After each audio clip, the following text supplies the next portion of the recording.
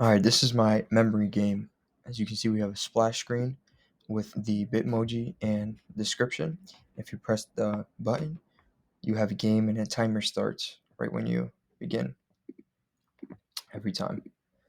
To win, you just have to match the images. There's 3 images you get to choose, and it will show the attempts at the bottom. And you just can keep on trying to get matches. So if we get a match, let me see. So yeah, if we get a match, it just keeps those up.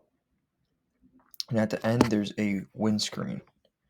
All right, so we have 2 global variables to track the current scene, and this is gonna uh, be used to track the timer at the bottom. Then we have the Bitmoji code here, and next we have the con button class, um, which we see at the beginning, and we have methods to change the color, to draw it, to check whether the mouse is clicked inside. Okay, and this is just a new instance of the start button. This is the one at the beginning called start button, and when you click it, it changes the current scene to 1, which is the game screen, and it also starts. It tracks how long since the game has started, how much time has passed. So let's say it's 500 milliseconds. Then at the bottom, um, to draw the timer, we have a function that just subtracts 500 from whatever time has passed and divide by 1,000, and we get the seconds, and we round that number. And this is how we start our timer every time. Okay. Let me see. All right. So to draw the tiles, we make a new object that takes X, Y um, properties, the size, the face value, whether it's up or down, whether there's a match, and a method to draw and to click. And here we're just this is this configuration of how many tiles we want. So I have a row 6 by 4, which is 24. Next, we have an array of all the faces we want. Since there's 24, and you need 3 to get a match. We have 8 total faces, so 24 divided by 8. So we have 8 different images here. Next, um, we have an array and um, a variable called possible faces, which is just filled up in the next for loop, which basically fills the array with the image 3 times. Actually, this should be 3. Okay. Basically, it takes an image at random, it puts it to the array 3 times, so we can fill up all these tiles. Okay, and next we just shuffle the elements in the array so that it's not lined up. So if it wasn't shuffled, it would pick a face, put it in 3 times, and then do the next face 3 times, all in a row consecutively. We want to shuffle that so that it's random. See how it's random right here? Okay. And next we're gonna create the tiles. We're gonna do 2 for loops, one in another, to do the rows, the columns, and then the rows. And it's just gonna add a whatever face we want. All right. So these global variables will be used to track the number of attempts and number of matches.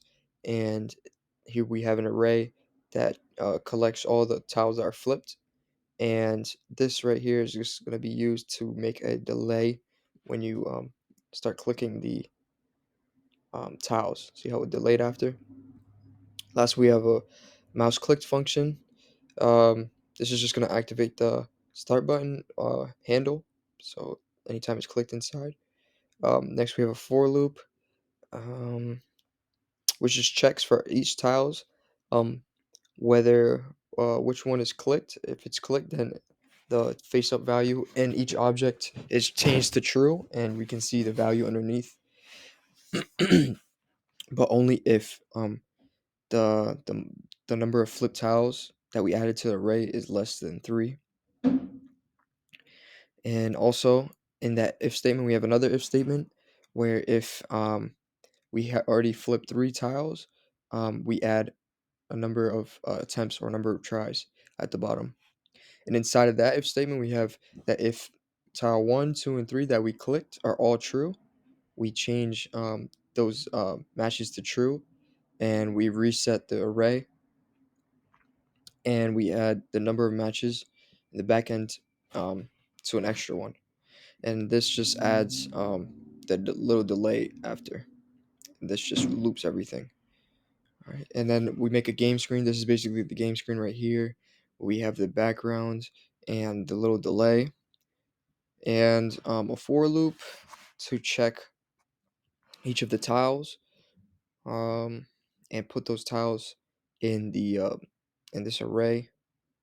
Okay, and this just draws each of the tiles, and if the number of matches in the back end is basically 24 divided 3, 8. So if there's 8 matches, then we a text comes up that says you found them all and how many attempts we have.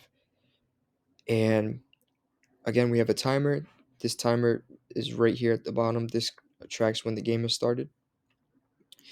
Um, so we have a global variable, which starts at 0, but what it does is it tracks the start time since the game starts to when the button is clicked, and it subtracts that amount from when the game starts to um, the current time and divides that by 1,000.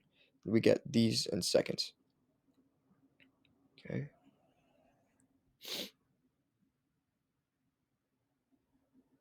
Yeah, and this just draws the timer and the attempts, but only when the game is played. When we reach 8 matches, then it will stop the timer. And this function just draws the splash screen with the button and the text and the Bitmoji. And this draw function just tracks the game scenes. When it changes, it'll draw the next scene. Okay. And this just makes sure it doesn't loop. And that's it.